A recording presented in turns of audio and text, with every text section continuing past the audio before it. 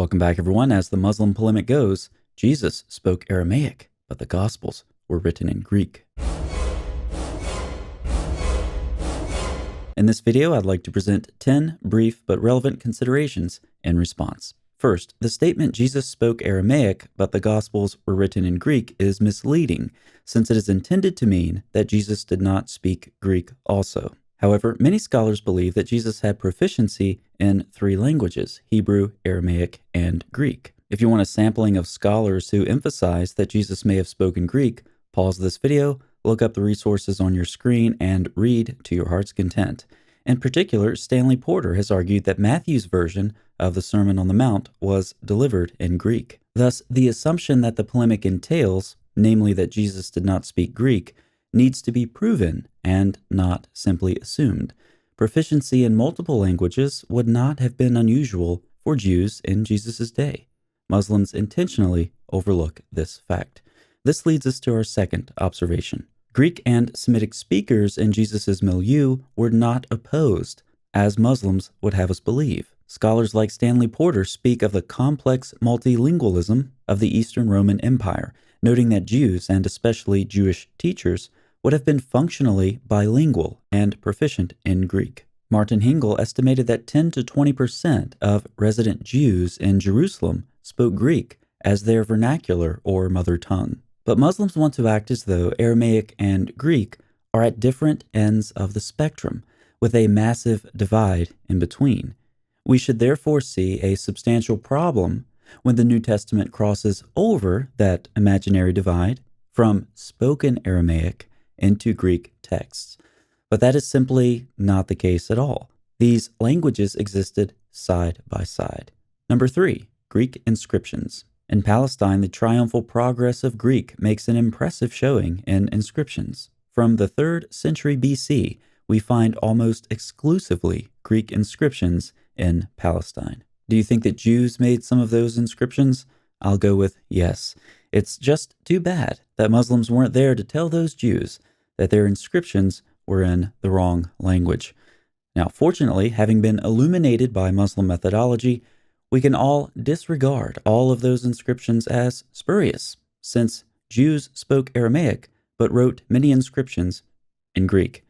Okay, maybe not. Fourth, we find lots of Jews with Greek names in the ancient world. A couple of relevant examples would be Jesus' disciples, like Philip and Andrew, to name a few. Fifth, the Essenes, who had a very critical attitude toward the Greek world, could not get by without the Greek language, as is shown by the Greek papyrus fragments found in Qumran, which include fragments of the Septuagint. Number 6, the Hebrew Bible was translated into Greek, again showing the prominence of the language. I suppose Muslims would have had it translated into Aramaic. Number 7, along with the Septuagint, is the letter of Aristeas. Whatever you think of its historicity, it does take for granted, around 140 BC, that the 72 translators who came from Palestine had all had a solid Greek education. This, again, is a reminder of the prominence of the Greek language. Number 8, Maccabees. Moreover, the books of Maccabees clearly show that not only the members of the Hellenistic party, but also many supporters of Judas and his brothers had a command of Greek. This is the only way in which the embassies to Rome and Sparta and the tedious negotiations with the Syrian rulers are conceivable.